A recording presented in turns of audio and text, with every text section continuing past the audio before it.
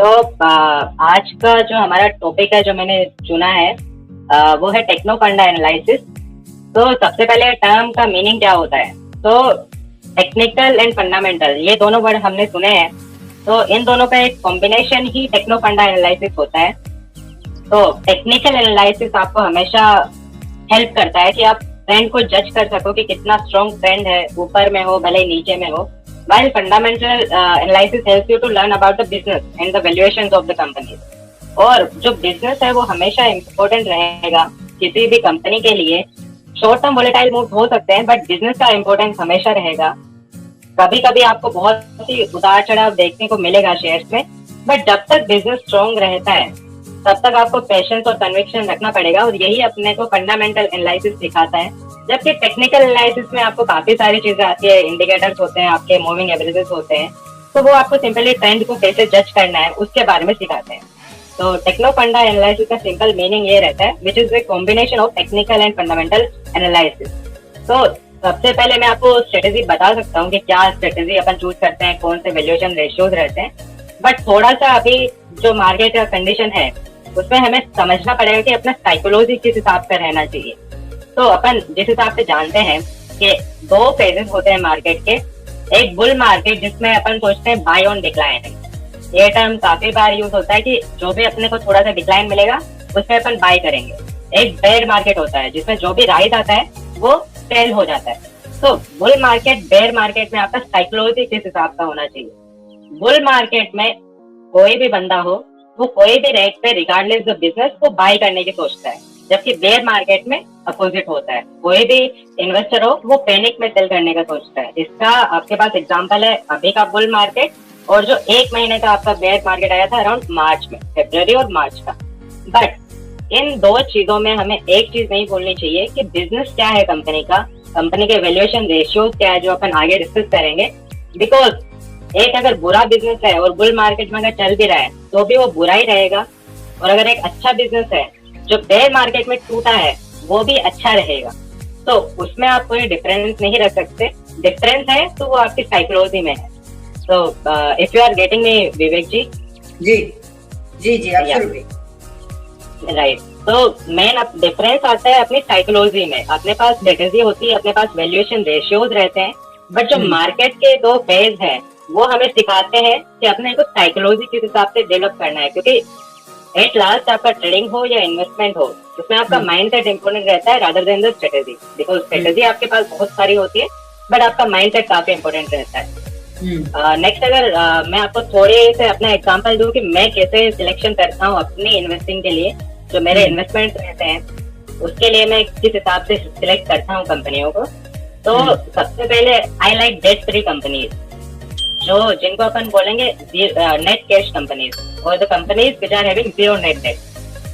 Because उनमें advantage ये रहता है कि उनमें जो भी कैपिटल एक्सपेंडिचर है which is either funded by the client और the internal accruals of the company. तो इन कंपनीज पे बेट करने से आपका जो कैपिटल है वो हमेशा सेफ रहता है, रादर देन कि आप हाई रेट वाली कंपनी में जाओ और उनमें ग्रोथ प्ले करो।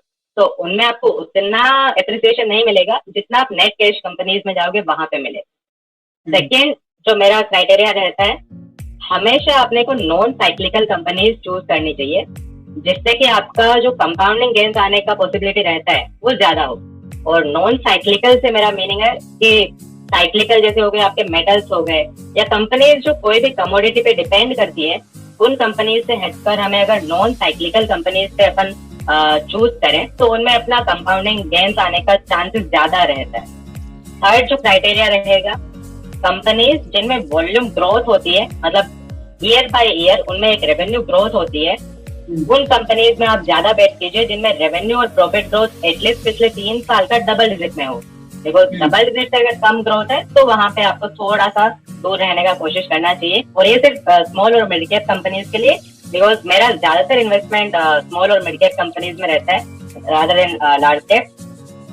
फोर्थ जो पॉइंट रहेगा कि एटलीस्ट आपका जो ऑपरेटिंग कैश फ्लोज है वो 15% ग्रो होने चाहिए by any certain time frame.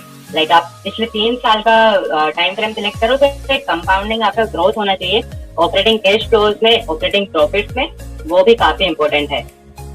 और फिफ्थ और जो मोस्ट इम्पोर्टेंट पॉइंट है आपके लिए, कंपनीज जो भी उनका कैश फ्लो है, जो भी उनके प्रॉफिट है, उनमें से थोड़ा पार्ट वो अपने इन्वेस्टर्स को देते हैं in form of dividend. Dividend एक कंपनी के लिए बहुत इंपॉर्टेंट है। जो कंपनी, एक छोटी कंपनी भी अगर अपने छोटे से प्रॉफिट में से डिविडेंड देती है, दैट शोज कि वो एक इन्वेस्टर फ्रेंडली कंपनी है, वो इन्वेस्टर के बारे में सोच रही है। डिविडेंड देने के बाद जो रिमेनिंग अमाउंट है, दैट शुड बी री invested in the company for the future growth. Because एक आपका नॉर्मल एग्जाम्पल है कि एक आदमी के पास एक शॉप है, वो 2 साल तक उसमें से कुछ कमाता है, वो 2 साल का जो भी रिटेन्ड अर्निंग्स है वो वापस इन्वेस्ट करके दूसरे बिजनेस में लगाएगा, तो उसके अर्निंग सोर्सेज बढ़ेंगे, उसकी वजह से आने वाले टाइम में उसका ग्रोथ बढ़ेगा। तो ये 2 चीजें बहुत इंपॉर्टेंट है कि जो भी आपका नेट प्रॉफिट होता है या फिर जो भी आपके कैश फ्लोज होते हैं, वो कंपनीज, एक तो डिविडेंड का पार्ट रहेगा, सेकेंड आपका री इन्वेस्टमेंट कैसे करती है कंपनियां। ये दोनों फैक्टर्स बहुत इंपॉर्टेंट है। बिकॉज ओवर डाइवर्सिफिकेशन भी बैड है, तो आपको इसमें काफी ज्यादा सोचना पड़ेगा कि कंपनियां किस हिसाब से अपना फंड यूज कर रही है। नाउ नेक्स्ट स्लाइड पे आ जाते हैं हम। तो हम इम्पोर्टेंट फाइनेंशियल रेशियोज जो हमें ध्यान में रखने चाहिए व्हाइल शॉर्टलिस्टिंग द कंपनीज। तो फर्स्ट रेशियो जो मैंने चूज किया है, which is ROE, return on equity. तो now first question would be कि ROE होता क्या है। तो ROE simple, return on equity. इसका फॉर्मूला अगर आप पूछेंगे तो net profit divided by share holders equity into 100। तो ये नेट प्रॉफिट और शेयर होल्डर्स इक्विटी का एक रेशियो होता है। और जो अपन ROE, शेयर होल्डर्स इक्विटी होता है total asset minus total date. तो अगर ROE का अपन फैक्टर के बारे में डिस्कस करें तो S&P 500 का एक लॉन्गर टर्म एवरेज ROE है अराउंड 12.5%, और जो निफ्टी का लॉन्गर टर्म एवरेज ROE है वो है अराउंड 14.5%। तो आइडियली एक ROE जो 15% के ऊपर का होता है किसी कंपनी में, वो अच्छा, मतलब अच्छा कंसिडर किया जाता है। ROE रेशियो का इम्पोर्टेंट है कि आप अपने शेयर होल्डर इक्विटी पे आप कितना प्रॉफिट बना के दे रही हो, वो कंपनी आपको ज्यादा लॉन्गर टर्म में ज्यादा ग्रो करके देगी। सेकेंड जो रेशियो है वो है ROCE। ROCE होता है रिटर्न ऑन कैपिटल एम्प्लॉयड। तो इसका फॉर्मूला भी सिंपल है, बस इसमें जो अपन ने शेयर होल्डर इक्विटी का फॉर्मूला है which is total asset minus total date. तो अभी इसमें शेयर होल्डर इक्विटी में जो ओनली लॉन्गर टर्म लाइबिलिटीज है, और अगर आप लॉन्ग टर्म लाइबिलिटीज का देखेंगे तो यहाँ पे मैंने नीचे लिखा है जो कि पेएबल है 1 साल तक, 1 साल के बाद में, मतलब in future which are due more than 1 year in future. तो वो जो लाइबिलिटीज है वो एड हो जाती है। ROCE one of the best ratio है अगर आपको किसी भी कंपनी का रिटर्न रेशियो देखना है, बेटर देन ROE। तो ROCE जब भी किसी कंपनी का 20 या 22%, इवन आई कंसिडर कि 25% से भी ऊपर होता है, तो वो कंपनी एक आपके लिए सेफ बेट होगी। और ये जो जितने भी मैं आपको रेशियोज बता रहा हूँ, ये अगर आप एक परफेक्ट कंपनी के लिए जा रहे हो कि मुझे अपना कैपिटल प्रोटेक्शन चाहिए, मुझे हर रेशियो चाहिए, तब आप इन सभी रेशियोज को कंसिडर कीजिए। नहीं, आप इनमें से अपने कुछ एक सिलेक्टिव रेशियोज बनाइए। जैसे मैंने कुछ ऐसे बहुत सारे रेशियोज है, बट मेरे कुछ सिलेक्टिव रेशियोज है जो मैं कंसिडर करता हूँ। नेक्स्ट जो अपना रेशियो होगा वो बहुत ही कॉमन रेशियो है, विच इज P रेशियो और पर अर्निंग रेशियो। सिंपल वर्ड्स में अगर अपन डिफाइन करें इसको कि कोई कंपनी अगर 1 रुपया कमाती है तो हम उसको 1 रुपए के लिए कितने रुपए दे रहे हैं, that is considered as P। तो P ratio is simply per earning, that means current price divided by the EPS of the price. EPS is equal to earning per share और द प्रॉफिट पर शेयर। तो P ratio को अभी अपन जज कैसे करेंगे, तो P ratio वेराई करेगा based on the growth of the company.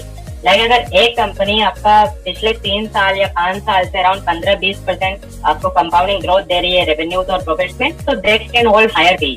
But अगर एक कंपनी कम ग्रोथ कर रही है, लाइक एग्जांपल्स भी अपन काफी देखेंगे, एक कंपनी कम ग्रोथ कर रही है तो उसको कम P मिलेगा, ज्यादा ग्रोथ कर रही है तो उनको हायर P मिलता है। और P रेशियो जनरली अपन कंपेयर करते हैं पीयर कंपनीज के साथ में और जो कंपटीशन में होती है कंपनी।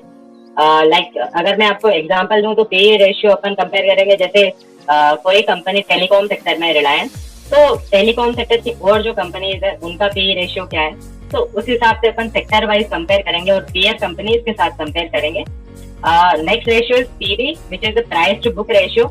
ये इतना इम्पोर्टेंट नहीं है, but any company which is trading at lesser than 1 PB means price to book ratio अगर किसी कंपनी का एक से नीचे, तो we can call that an undervalued company. जो ऊपर वाले अपने रेशियोज हैं वो भी साथ में कंफर्म करे।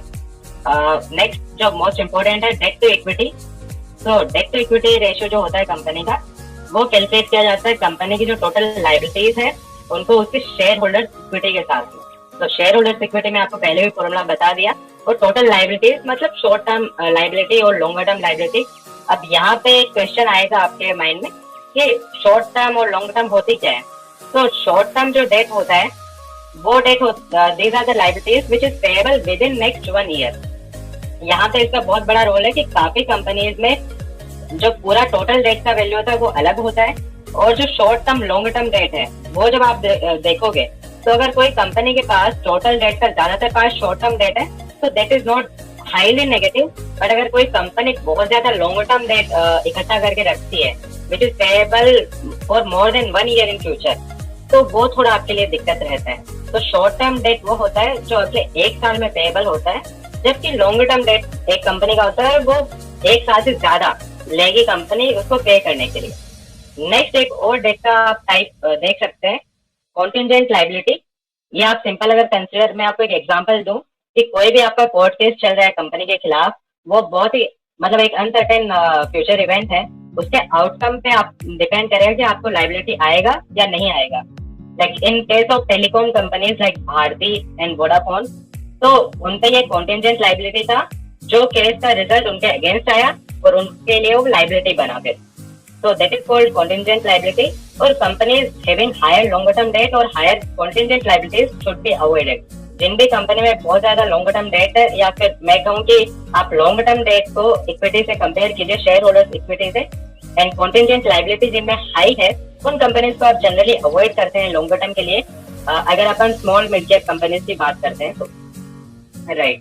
बहुत खुशी हो रही है मोहित ये बताते हुए कि जितने पैरामीटर्स आपने अभी तक बताए हैं वो 10 में से 9 पैरामीटर्स स्टॉकेज ऐप में अवेलेबल है। तो अगर किसी को सारे पैरामीटर्स से ट्रैक करना है तो वो हमारा टूल भी देख सकता है, अगर डेटा उसको स्टडी करनी है तो। सारी राइट सर, इवन मैंने भी ओपन कर रखा है तो थैंक यू। इवन अपन चेक करें, सबसे जो बेस्ट एक स्टॉक माना जाता है जिसने अपना वेल्थ कंपाउंड करके दिया है, उसके कुछ रेशियो चेक करें कहाँ से अपन चेक कर सकते हैं। तो यहाँ से सिंपल अपने को सारा कुछ मिल जाएगा, ईपीएस मिल जाएगा कंपनी का, पर अर्निंग मिल जाएगा, इंडस्ट्री पी मिल जाएगा, प्राइस टू बुक मिल जाएगा, डिविडेंड यील्ड और नंबर ऑफ शेयर सब्सक्राइब मिल जाएंगे। अभी जो आगे के अपन रेशियोज चेक कर रहे थे वो आपको यहाँ से रिटर्न रेशियोज में मिलेंगे, return on equity, return on capital employed and return on asset. तो अगर आप इस कंपनी में भी नोटिस करते हैं सिंपल, तो आप उनके आरओई देखो, आप उनके आरओसी देखो, ROC around 35-36%, ROE around 28%, even return on assets of 17%। तो ये काफी रेशियो स्टॉकेज में भी काफी अच्छे तरीके से आपने पिछले अराउंड 9 साल का डेटा है, विच इज वेरी गुड अगर आप कंपेयर करना चाहो। इवन अभी अगर अपन कैश फ्लो रेशियोज पे जाते हैं, तो जैसे अपन free cash flow, operating cash flow का डिस्कशन कर रहे थे, ये यहाँ से आपको पता चले what is the cash flow per share, what is the free cash flow per share. तो ये काफी अच्छे रेशियोज है। नेक्स्ट जो अपन short term debt, longer term debt की बात कर रहे थे, तो इवन मैं भी पहले यूज नहीं करता था, I am using it from last 3 months only, but इसमें काफी अच्छे फीचर्स हैं जिसमें अपन को, अगर आप बैलेंस शीट में जाओगे तो यहाँ से आप देख सकते हो, सॉरी यहाँ से आप देख सकते हो, यहाँ पे आपको देखेंगे शॉर्ट टर्म बोरोविंग और ऊपर वाले में आपको देखेंगे लॉन्गर टर्म बोरोविंग। तो दोनों में डिफरेंस है। अभी आप एशियन पेंट्स का ही देखिए, उसमें लॉन्ग टर्म बोरोविंग्स जो है वो 19 करोड़ थे, ओनली 19 करोड़, जबकि उसमें शॉर्ट टर्म बोरोविंग्स 321 करोड़ थे which are payable in next 1 year. जी, तो that is the difference you should see, because ये बहुत ही छोटे छोटे डिफरेंस है जो आपको देखने पड़ेंगे अगर आप एक कंपनी देख रहे हो। तो शॉर्ट टर्म बोरोविंग्स उतना ज्यादा इम्पेक्ट नहीं करती जितना आपके लॉन्गर टर्म लायबिलिटीज करती है, राइट? जी जी। तो यार ये काफी अच्छे फीचर्स है स्टॉकेज में। ये बहुत अच्छा लग रहा है कि आप ऐप यूज कर रहे हैं। ये तो मतलब मेरे लिए एक सरप्राइज गिफ्ट था, क्योंकि मुझे नहीं पता था कि आप स्टॉकेज यूज करते हैं। So thank you so much, I hope इसका और फायदा आपको मिले। चलिए आगे बढ़ते। राइट, तो अभी अपन ने रेशियोज का बहुत डिस्कशन कर लिया विवेक सर, बट डिस्कशन से अभी सॉरी रेशियो से भी आगे का जो अपना कंसेप्ट है वो है कि रेशियोज तो ठीक है, बट जो सबसे इम्पोर्टेंट चीज है वो है बिजनेस। कंपनी का बिजनेस किस हिसाब का है, कंपनी क्या आगे ग्रो कर पाएगी, कंपनी के प्रोमोटर्स कैसे हैं, तो वो सबसे इम्पोर्टेंट है कि बिजनेस कैसा है, फ्यूचर ग्रोथ ट्रिगर्स क्या है, कंपनी फ्यूचर में ग्रोथ कैसे करेगी, उसके ट्रिगर्स क्या है। एंड नेक्स्ट जो सबसे इम्पोर्टेंट है कि आपको जो मैनेजमेंट है, आपको जो लोग मैनेज कर रहे हैं कंपनी को, वो किस हिसाब से मैनेज कर रहे हैं, उनका आगे का क्या अप्रोच है, आगे का क्या थॉट प्रोसेस है, वो आपको क्या गाइडेंस दे रहे हैं। तो ये कुछ चीजें हैं जो लोगों को जाननी चाहिए, और इनमें कोई भी हेल्प नहीं कर सकते, ये इसके लिए मोस्ट इम्पोर्टेंट थिंग्स है जो आपको खुद स्टडी करना पड़ेगा। तो बिजनेस मॉडल कंपनी का अंडरस्टैंड करने के लिए आपको 3 चीजें करनी पड़ेगी। फर्स्ट, उनका एनुअल रिपोर्ट पढ़ना पड़ेगा। एनुअल रिपोर्ट में आपको पता चलेगा कि चेयरमैन के क्या कमेंट्स हैं, उनका बिजनेस किस हिसाब से ग्रो किया है पिछले 4-5 सालों में। इवन आप स्टॉकेज में भी देख सकते हैं, उसमें भी काफी अच्छे डिटेल्स दिए हुए हैं। नेक्स्ट, आप उनके कॉन्कोर्स जो होते हैं कंपनियों के, उनको सुनिए, नोट डाउन कीजिए गाइडेंस क्या है मैनेजमेंट का। इवन अगर विवेक सर मैं आपको अभी बताऊं, अभी अपना सेशन चालू होने से पहले ही मेरी एक कंपनी का रिजल्ट आया जिसमें मैं इन्वेस्टेड हूँ। तो वहां पे मैनेजमेंट ने जो पिछले कॉन्कॉल में गाइडेंस दिया था, उन्होंने प्रूव करके दिखाया।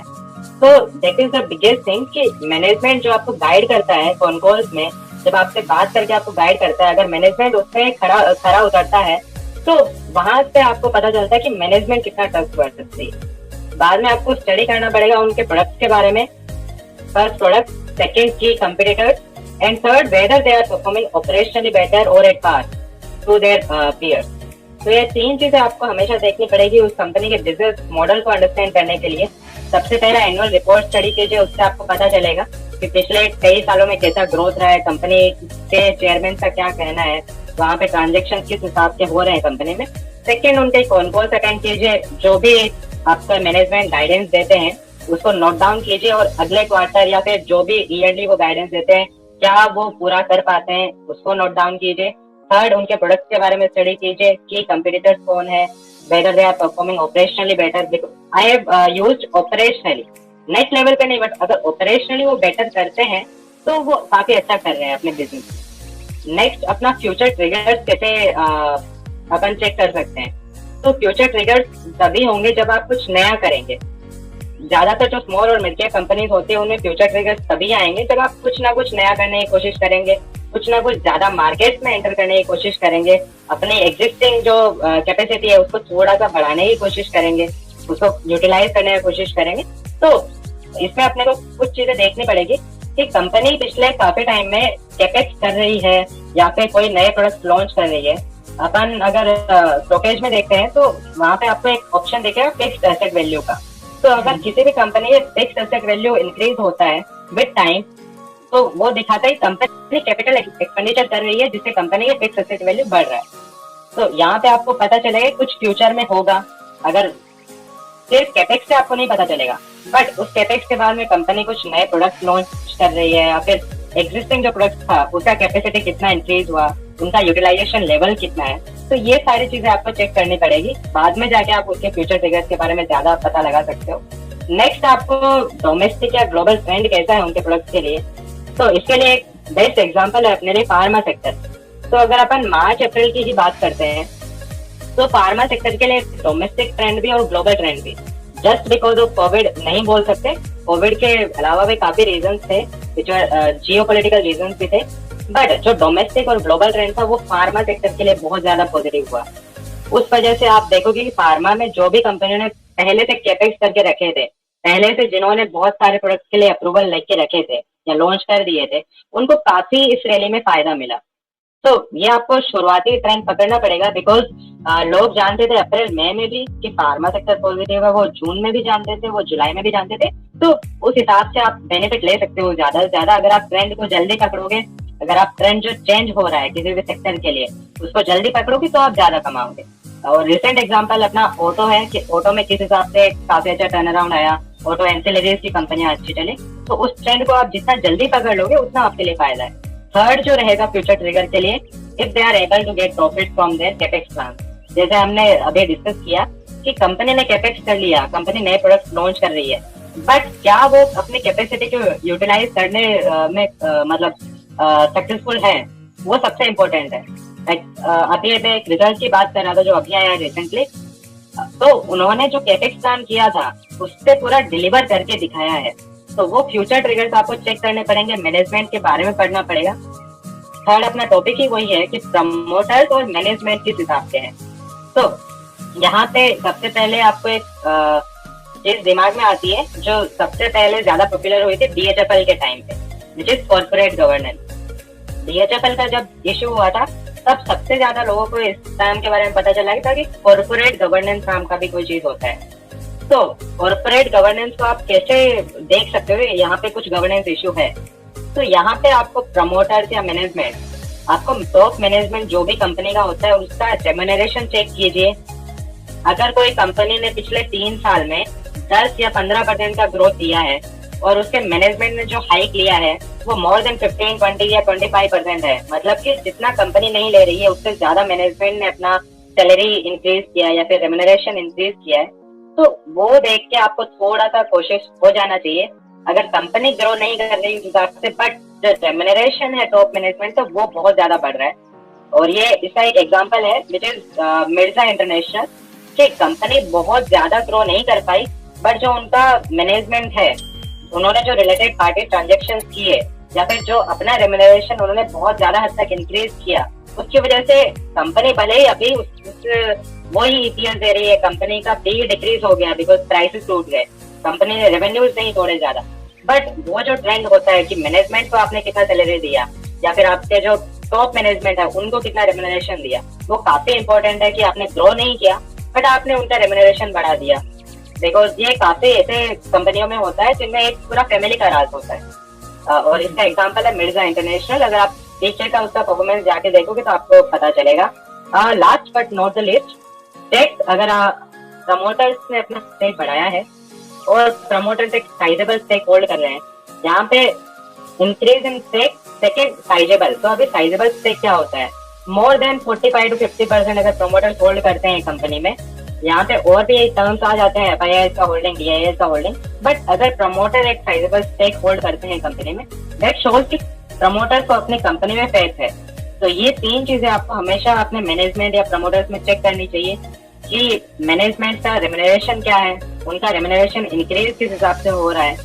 इवन आप इसका सबसे बढ़िया एग्जांपल है रिलायंस, अगर आप वहां पे जाके चेक करोगे तो ये अपने लिए कुछ इंपॉर्टेंट चीजें हैं, it is business, future growth trigger and promoters और मैनेजमेंट, राइट।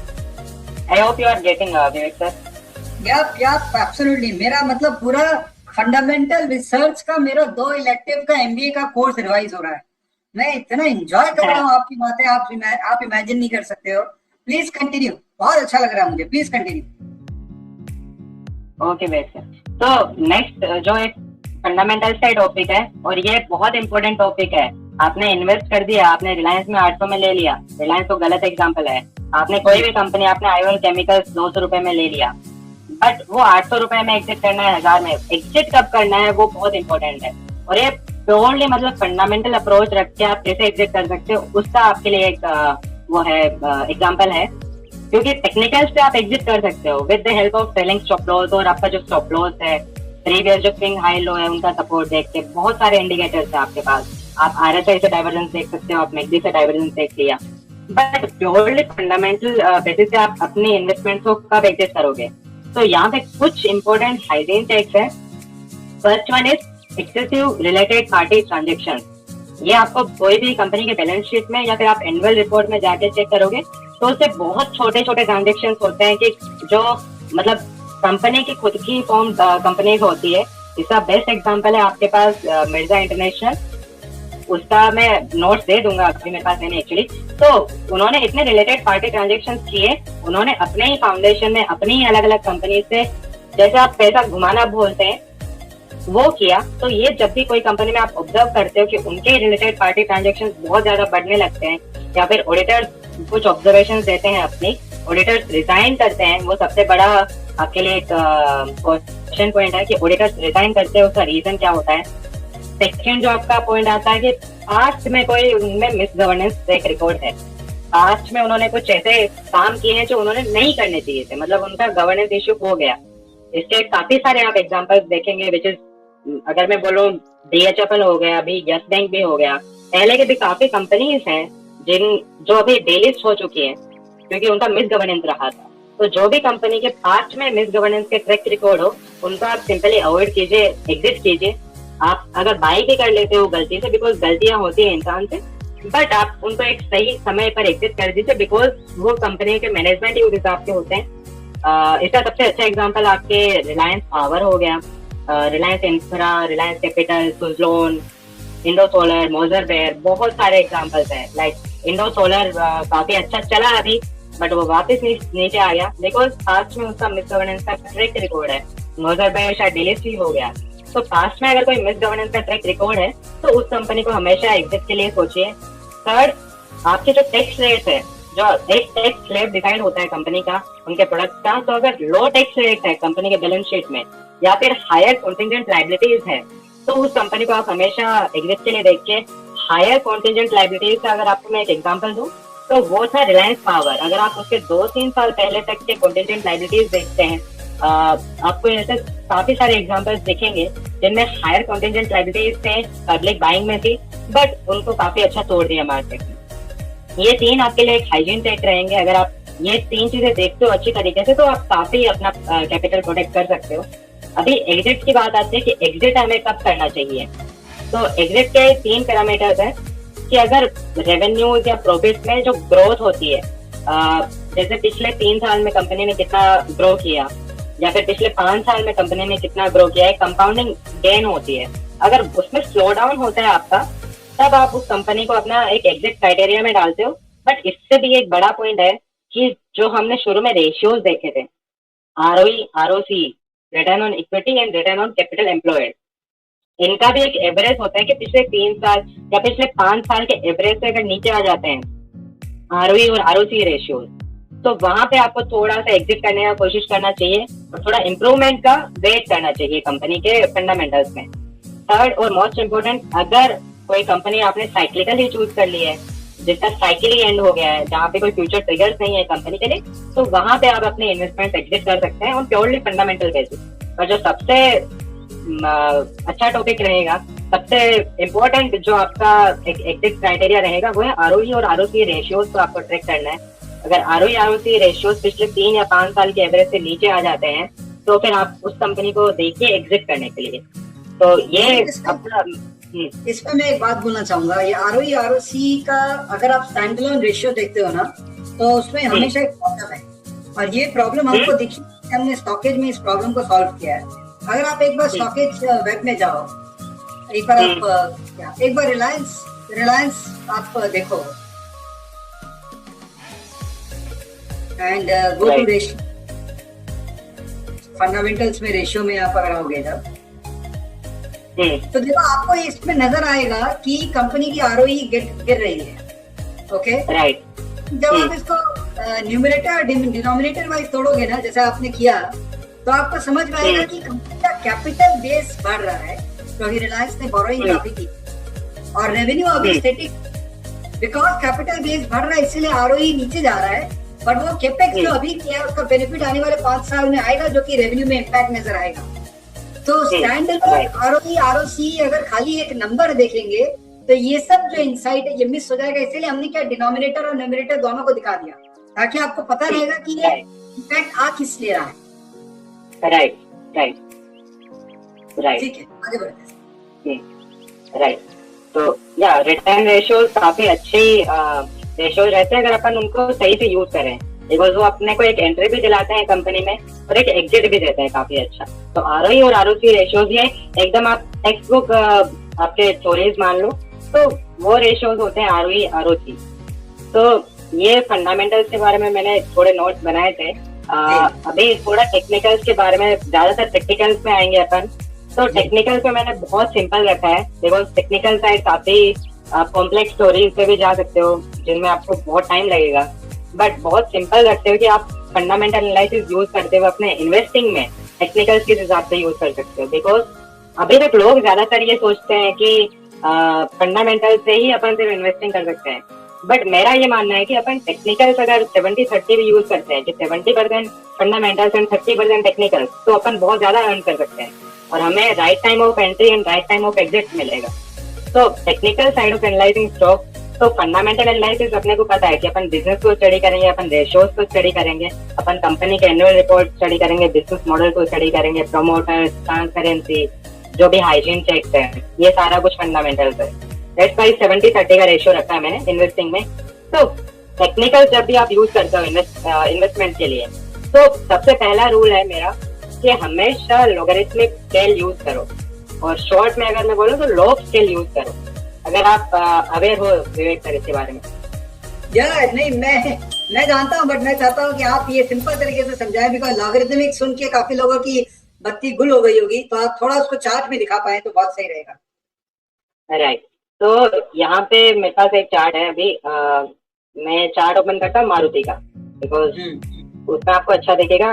और ये सिर्फ आप लॉन्गर टर्म जो आपका होता है chart, like weekly and monthly जो भी आपके फॉर्मेशन रहते हैं, उनमें अगर आप यूज करोगे तो आपको ज्यादा फायदा मिलेगा। बिकॉज डेली चार्ट जो होते हैं उनमें आपको थोड़ा कम मूवमेंट मिलता है। इंस्टेड ऑफ कि आप वीकली यूज करो या मंथली यूज करो तो उनमें आपको थोड़ा ज्यादा मूवमेंट दिखेगा प्राइस। तो यहाँ पे मैं वीकली चार्ट या फिर मंथली चार्ट ओपन करता हूँ। तो अब यहाँ से मैं लोग हटा देता हूँ एक बार। ये देखते हो आप नॉर्मल चार्ट, कि जो नॉर्मल आपका कैंडलस्टिक चार्ट होता है, ये आपका एक नॉर्मल कैंडलस्टिक चार्ट हो गया। अभी यहीं से अगर मैं नीचे ऑप्शन में जाऊँ यहाँ पे, तो यहाँ पे मेरे पास आएगा लॉग स्केल। अभी डिफरेंस क्या है, ये आपका एक नॉर्मल चार्ट है जो एब्सोल्यूट फिगर्स है उस पर मूव करेगा, कि हर पॉइंट, हर दो जो ग्राफ के पॉइंट होते हैं उनमें 100 पॉइंट का डिफरेंस रहेगा। जबकि जो लॉग चार्ट रहेगा वो परसेंटेज वाइज मूवमेंट पे आ जाएगा। जैसे अगर मैं एक छोटा सा एग्जांपल दूं कि कोई स्टॉक 100 रुपए पे है, 100 रुपीज पे कोट कर रहा है, वो 10 रुपए बढ़ता है, तो दैट इज 10%, राइट। अगर वही स्टॉक पहले 10 रुपए था, वहां से वो 20 रुपए बढ़ा था, वो भी 10 ही पॉइंट बढ़ा था। अभी आपको नॉर्मल जो स्केल रहेगा उसमें सिमिलर मूवमेंट दिखाएगा, वो 10 पॉइंट और ये 10 पॉइंट दोनों सेम है। बट उस टाइम पे जो परसेंटेज वाइज इंक्रीज था वो 100% का था, कि 10 रुपए पे 10 रुपए बढ़ा। और अभी जो इंक्रीज था 100 रुपए से 110 रुपए, वो 10% है। तो लोगरिथमिक स्केल जब भी आप यूज करोगे वो डिफरेंस नहीं दिखेगा आपको, ये टोटली परसेंटेज वाइज मूवमेंट पे हो जाएगा। अभी इसमें ये यूज क्यों करना चाहिए, सिंपल मैं एक ट्रेंड लाइन ड्रॉ करूंगा बिल्कुल स्टार्टिंग पॉइंट से। अगर मारुति में करूं तो अगर आप यहाँ पे परफेक्टली देखोगे, परफेक्टली आपने एक ट्रेंड लाइन ड्रॉ किया है, नीचे से आपने बॉटम्स को ज्वाइन करते हुए ट्रेंड लाइन ड्रॉ किया है सिंपल। आपको इससे एंट्री पॉइंट्स और एग्जिट पॉइंट्स बहुत जल्दी मिलेंगे। अभी यही मैं लोग हटा देता हूँ, आपको कोई ट्रेंड लाइन नहीं मिल रहा है, कहीं से आपको कोई ट्रेंड लाइन नहीं मिलेगा। लोग अगर मैं यूज करूंगा तो लोग, एक तो चार्ट आपका बहुत सिंपल हो जाएगा। जो पहले आपको ये मूव इतना बड़ा दिख रहा था, अब आपको ये छोटा दिखेगा। अगर आप एक फंडामेंटल एनालिस्ट हो तो आपको चार्ट में ही थोड़ा सा ये डिफरेंस दिखेगा, कि वहां पे आपको दिख रहा था बहुत ज्यादा टूट गया, यहाँ पे आपको दिखेगा पहले के कंपेरिजन में इतना नहीं टूटा है। तो ये आपको शो करेगा लोगरिथमिक स्केल। इवन बहुत सारे एग्जांपल्स आप देख सकते हो, बहुत सारे ऐसे चार्ट थे मार्च के जो लोज लगे थे, बिल्कुल एक ट्रेंड लाइन लगी, वहां से सपोर्ट लिया लॉग स्केल चार्ट में और वहीं से स्टॉक्स रिटर्न हो गए। तो लोगरिथमिक स्केल का ये इंपॉर्टेंस है कि आपको वीकली मंथली चार्ट में काफी हेल्प मिलेगी। अभी यहाँ पे मैं एक और चीज बताता हूँ विवेक जी, सिंपल एक डाइवर्जेंस होता है RSI में, which is called hidden bullish divergence. लोगों को पता है बुलिश डाइवर्जेंस क्या होता है, लोगों को पता है बेरिश डाइवर्जेंस क्या होता है।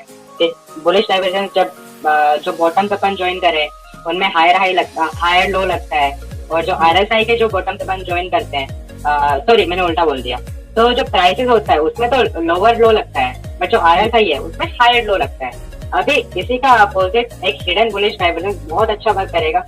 ये लास्ट एक लो था मारुति का, यहाँ पे 1 फरवरी 2016 का मंथ था, फरवरी मंथ था, वहां से प्राइस ऊपर एक हायर लो किया है प्राइस, राइट। वहीं पे आप RSI को अगर देखोगे तो RSI ने एक लोअर लो किया है। तो this is called hidden bullish divergence. और ये एक ऐसा रेशियो है वो बहुत अंडररेटेड है, बट ये आपको बहुत ज्यादा यूज में आएगा। तो जब भी आप वीकली या मंथली चार्ट देखते हो तो डोंट फॉरगेट कि ये रेशियो भी देखना बहुत इंपॉर्टेंट है आपके लिए। तो ये लॉग स्केल का इंपॉर्टेंस है। नेक्स्ट अपन कॉन्सेप्ट पे चलते हैं कि make a proper use of trend lines and divergences. Divergence मैंने आपको जैसे बताया कि ये हिडन बुलिश डाइवर्जेंस है, इसका आपको यूज करना है अच्छे तरीके से। नेक्स्ट अगर आप देखो ट्रेंड लाइंस का यूज, तो सिंपल मैंने लो से एक ट्रेंड लाइन लगाया जो यहाँ से कंटिन्यू हो रही है, वहां से प्राइस सपोर्ट ले रहा है. तो make a proper use of trend lines and divergence. Am I audible, Vivek? Yes, absolutely. Yeah. Okay. So extreme high और low points are always important to identify great opportunities. Right. तो simple अगर मैं इसमें आपको एक example लूं, which is Newland lab. तो Newland lab में एक एक्सट्रीम हाई और एक्सट्रीम लो का सपोर्ट अपन कैसे डिफाइन करेंगे. तो अगर आप एक एक्सट्रीम हाई पॉइंट देखते हो, this is an extreme high point जहाँ पे प्राइस ने वापस से अच्छा खासा करेक्शन दिया. तो ये एक लो ऑफ पॉलरिटी है कि यहाँ पे प्राइस ने ब्रेक किया, इस रेजिस्टेंस को प्राइस ने ब्रेक किया. अभी जब भी प्राइस नीचे आएगा तो एक सपोर्ट की तरह एक्ट करेगा. This is low of polarity. तो हमेशा एक्सट्रीम हाई और एक्सट्रीम लो पॉइंट जो होते हैं वो हमेशा इंपॉर्टेंट रहेंगे आपके लिए. नेक्स्ट अगर मैं देखूं तो अब आपके लिए ये एक एक्सट्रीम लो पॉइंट बन चुका है, जो एक पैनिक में लो लगा या फिर एक यूफोरिया में हाई लगा. वो आपके लिए एक्सट्रीम स्विंग हाई और एक्सट्रीम स्विंग लो पॉइंट रहेंगे. नेक्स्ट अपन जो यूज करेंगे which is continuation of higher high higher low formation. तो इसका एक सिंपल अपन एग्जांपल लेते हैं. जो ट्रेड अभी भी एक्टिव है मेरा, विच इज स्टार. तो स्टार को अगर आप देखते हैं, लो से आप देखिए प्राइस ने काफी अच्छा कंसोलिडेशन किया. कंसोलिडेशन का ब्रेकआउट मिला यहाँ पे, तब से प्राइस एक ऊपर की जर्नी में है without breaking the previous higher low. अगर अपन कंसिडर करें, फर्स्ट हायर लो यहाँ पे, सेकंड हायर लो यहाँ पे, बाद वाला हायर लो यहाँ पे, बाद में हायर लो यहाँ पे, हायर लो, और अभी तक ये एक हायर लो ब्रेक नहीं कर पाया. तो सिंपल आपको एक higher high higher low theory पे जाना पड़ेगा. अगर इससे भी एक अच्छा एग्जांपल मैं आपको शो करूं तो दैट इज लोरस लैब, जो काफी अभी फेवरेट भी है लोगों का. तो इसको आप शुरू से अगर देखते हो, यहाँ अगर बॉटम लगता है, अगला लो यहाँ पे होता है, बाद में जब भी टॉप ब्रेक होगा वहां से अगला लो देखना है, this is higher low. Again बाद में पूरा एक अपवर्ड जर्नी चला, बाद में हायर लो. तो यहाँ पे एक और कंसेप्ट आप यूज कर सकते हो विच इज प्रीवियस लो को अगर रिटेस्ट करता है प्राइस बार बार, प्रीवियस सॉरी हाई को, जो एक स्विंग हाई लगता है आपका, जैसे कि एक ये स्विंग हाई है आपका, ये आपका एक स्विंग हाई है, नेक्स्ट आपका ये एक स्विंग हाई है, नेक्स्ट अभी आपका एक ये स्विंग हाई है. तो जैसे ही इसको रिटेस्ट करता है, ये एक रेंज को रिटेस्ट करता है प्राइस, एक रेंज को रिटेस्ट किया प्राइस ने, वापस ऊपर चला, एक रेंज को रिटेस्ट कर रहा है, वापस ऊपर चल रहा है. तो अभी जब भी इस रेंज को ब्रेक करता है प्राइस, एक फॉलो थ्रू मिलता है, 2 दिन अपने को नीचे क्लोज मिलता है, that is a good exit opportunity for us. इस कंपनी में अगर आप ये टॉप टूटता है और वो सस्टेन करता है 2 दिन इसके नीचे, तो वो अपने लिए एक एग्जिट अपॉर्चुनिटी रहेगा. और we can simply put a trailing stop loss at this price. और अगर यहाँ से आपका एक हायर हाई ब्रेकआउट होता है, then next higher low would be this point. तो ऐसे आप higher high higher low formation का यूज करके आप अपना ट्रेलिंग कर सकते हो स्टॉप लॉस टेक्निकल्स के जरिए, और उससे आप अपना मैक्सिमाइज कर सकते हैं गेन्स, और एग्जिट भी आपको अच्छा मिल जाता है. तो that was the technical front, जिसमें अपने को ये 4 चीजें देखनी है. एक तो सबसे पहला लॉगरिथमिक स्केल यूज कीजिए, डेली वीकली और मंथली चार्ट. इवन मैं हर टाइम पे मैं लॉगरिथमिक ही यूज करता हूँ. और जो ट्रेंड लाइन्स और डाइवर्जेंस है उनका एक प्रॉपर यूज कीजिए. थर्ड, हमेशा एक्सट्रीम हाई और एक्सट्रीम लो पॉइंट्स रहते हैं, वो बहुत इंपॉर्टेंट रहते हैं मार्केट के लिए. भले आप शॉर्ट टर्म का चार्ट देख रहे हैं, उनमें भी अगर आप लॉन्गर टर्म के जो एक्सट्रीम हाई या लो पॉइंट्स है उनका यूज करेंगे तो वो लेवल से हमेशा शॉर्ट टर्म मूव भी मिलता है आपको, medium term longer term move तो मिलता ही है. और continuation of higher high higher low pattern. तो ये अपने कुछ टेक्निकल साइड्स है जो अपन किसी भी स्टॉक को एनालाइज करने से पहले देख सकते हैं, और जिससे अपन ट्रेलिंग करके ज्यादा से ज्यादा मैक्सिमाइज कर सकते हैं अपने कैश. सही है. सो फंडामेंटल और टेक्निकल दोनों का आपका जो तरीका है एनालाइज करने का वो तो हमको समझ में आ गया. बट एक जो चीज जो मन चाह रहा है कि ये भी बस मिल जाए, वो ये कि ये दोनों को यूज करके आप मॉडल कैसे बनाते हैं. ओके, दोनों को यूज करके फंडामेंटल एंड टेक्निकल, राइट. तो सिंपल अगर मैं आपको एग्जांपल दूं अभी स्टार का, विच इज स्टाइल फार्मर. तो अगर आप देखेंगे मैंने अराउंड ये शेयर किया था, मतलब सोशल मीडिया पे शेयर किया था बहुत टाइम पहले, यहाँ पे शेयर किया था अराउंड 420 रुपीज में। उसके बाद में प्राइस रेंज में रहा। अभी सेकेंड अपन चीज देखेंगे इसके फंडामेंटल्स। जी। फंडामेंटल्स में अपन रिजल्ट देखते हैं। तो पहले तक कंपनी एक अच्छा प्रॉफिट नहीं दे पा रही थी अपने को, एक अनइवन सा ग्रोथ था, बहुत ज्यादा ग्रोथ नहीं था कंपनी में। बट जो उसका जून क्वार्टर आया उसमें कंपनी ने सारे जो एस्टिमेट थे, पहले के जो भी नंबर थे, एबिटा नंबर थे, उन सबको बीट कर दिया कंपनी ने। एंड उसके बाद में अपने को एक अच्छा खासा ब्रेकआउट देखने को मिला प्राइस में, जो कि अपने लिए रेंज का भी ब्रेकआउट था। दिस वाज द रेंज का भी ब्रेकआउट था। ये रिजल्ट का डेट था। प्राइस थोड़ा सा नीचे आता है, वापस से प्राइस ने ऊपर का जर्नी शुरू किया। वहां से मैं अभी तक सेल करते, अगर आप मैंने अपडेट भी किया इसके बारे में बहुत बार, आप यहाँ से अगर अपडेट करते हुए आएंगे तो आपका अभी तक ट्रेलिंग स्टॉप लॉस हिट नहीं हुआ है इस शेयर में। और हमेशा ट्रेलिंग स्टॉप लॉस जो मेरा रहेगा वो क्लोजिंग बेसिस पे रहेगा, बिकॉज क्लोजिंग बेसिस पे आपको पता लगता है, बिकॉज ट्रैप का भी चांस होता है कई बार कि कोई भी इवेंट होता है उसकी वजह से आप ट्रैप हो जाते हैं। तो अभी तक अगर आप देखेंगे तो हायर लो फॉर्मेशन कंटिन्यू है कंपनी में। तो अगर जब भी फंडामेंटल्स इंप्रूव हो चुके हो, इसमें ऐसा कहते हैं कि फंडामेंटल्स इंप्रूव हुए, रिजल्ट बहुत अच्छा है, ब्रेकआउट मिला, दैट इज टेक्नो फंडा। टेक्निकल भी पॉजिटिव, टेक्निकल्स में ब्रेकआउट, फंडामेंटल्स अगर अपन देखेंगे फंडामेंटल्स में ब्रेकआउट, हायर फ्रेंड्स के फंडामेंटल्स पे ब्रेकआउट, तो ये आपके लिए एक बेस्ट केस सिनेरियो बन जाता है। That is how we can use techno funda. Okay, तो एक क्वेश्चन है। क्वेश्चन ये है कि पहले टेक्निकल करें और फिर फंडामेंटली इवैल्यूएट करें तब फिर ट्रेड करें, या पहले फंडामेंटली स्टॉक निकालें और फिर उसमें टेक्निकली ट्रेड करें? पहले फंडामेंटली स्टॉक निकालिए, उसमें टेक्निकल चेक कीजिए। ओके ओके, राइट, बिकॉज उससे आपको थोड़ा कॉन्फिडेंस बिल्डअप होता है, बिकॉज एट लास्ट आपका बिजनेस क्या है कंपनी का वो ज्यादा मैटर करता है instead of technical. Because technical आपको सिंपली ट्रेंड आइडेंटिफाई करने में हेल्प करेंगे, ट्रेंड किस तरह का कंपनी का, सॉरी कंपनी के शेयर का, उसका टेक्निकल्स आप देख के बता सकते हैं। बट फंडामेंटल्स को थोड़ा सा ज्यादा मैं वेटेज दूंगा। Correct correct. एक और एग्जांपल लेते हैं, एशियन पेंट्स आपने जो बोला था, तो वो तो फंडामेंटली देख लिया और सालों साल से अपन लोग देख रहे हैं।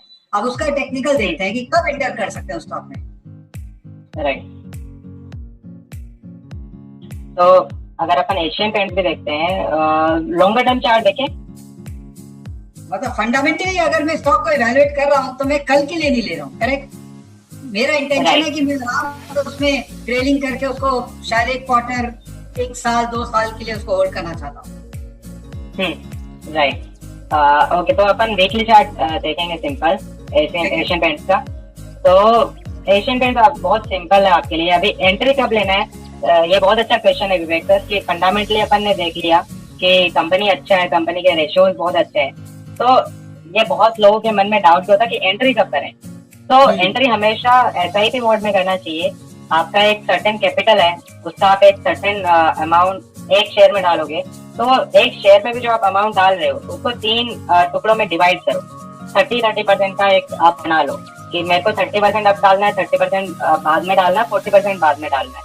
तो स्टिक मोड में हमेशा करो, और एक पहला जो लॉट रहेगा आपका 30% का, वो आपका हमेशा करंट प्राइस पे जाना चाहिए, अगर आप सारे रेशियो, सारे फंडामेंटल से कंफर्टेबल हो। तो अगर आप 1-2 साल के लिए इन्वेस्ट कर रहे हो, तो जब भी आप कोई भी बिजनेस आपको अच्छा लगता है, रेशियोज अच्छे लगते हैं, तो सबसे राइट टाइम है कि आप करंट प्राइस पे डालो, 30% करंट प्राइस पे डालो, जो भी आपने अमाउंट रखा है उसमें। बाद में 30% जैसे आपका कॉन्फिडेंस इंक्रीज होता है, टेक्निकल्स में आपको ब्रेकआउट मिलता है, तब आप उसमें डालते जाओ, तो वो ज्यादा अच्छा रहेगा। अगर एशियन पेंट्स का अपन एग्जाम्पल देखते हैं यहाँ से, तो सिंपल मेरे हिसाब से एक ट्रेंड लाइन पे चल रहा है अभी भी जी, which is this trend line, मतलब बहुत परफेक्ट नहीं है बट विक्स है यहाँ पे। कैंडल्स में आप देखोगे तो नीचे की विक्स ज्यादा पार्ट ले रही है। अगर अपन देखते हैं यहाँ से, तो एक ट्रेंड लाइन पे चल रहा है, सॉरी चैनल बोल सकते हो, इसमें ही चल रहा है एशियन पेंट्स। तो आपके लिए सिंपल बेस्ट टाइम तभी होगा, फंडामेंटली आपने स्टडी कर लिया, तो अगर आप एक इन्वेस्टर हो, जब भी कोई बेयर मार्केट आता है, जब भी स्टॉक के प्राइसेस बहुत ज्यादा करेक्ट हो जाते हैं, तब भी आपको अगर कॉन्फिडेंस है बिजनेस पे, मैनेजमेंट पे कॉन्फिडेंस है, बेस्ट टाइम है तब एंटर करने का। अगर आप टेक्नो फंडा हो तो आप वेट करोगे कि टेक्निकल ब्रेकआउट कब होता है प्राइस में। तो अगर मैं यहाँ पे देखूं कि एक लो लगा शेयर में, उसके बाद में यहाँ पे मैं चेक करूंगा विवेक जी कि डेली चार्ट में जाके कि ब्रेकआउट कब हो रहे हैं। डेली चार्ट में मुझे क्या कोई रेंज मिल रहा है, उसका ब्रेकआउट हो रहा है, एंट्री वहां से होगी डेली से, बाद में डेली में ही ट्रेनिंग स्टॉप लॉस ऊपर होते होते मतलब पूरा अपन ऊपर तक का गेन ले सकते हैं उसमें। टेक्नो पंडा का यही एडवांटेज है कि ट्रेडिंग में आप जब भी करते हो तब आप उसका ज्यादा से ज्यादा एडवांटेज ले सकते हो। वो आपका एक इन्वेस्टमेंट बेट भी है और आपका एक ट्रेडिंग बेट भी बन सकता है। जी जी जी। मतलब मोहित, मेरे पास वर्ड्स नहीं है। ये लाखों का नॉलेज आप फ्री में इस वीडियो में दे रहे हैं। मैं बहुत बहुत कृतज्ञ हो गया हूँ आपके लिए। दोस्तों, फेस टू फेस देखिए क्या कमाल चीज है। ये नॉलेज आप अगर लेने जाएंगे तो आपको बहुत पैसे खर्चे करने पड़ेंगे, उसके बाद भी शायद आप ठीक से ना समझ पाए। और यहाँ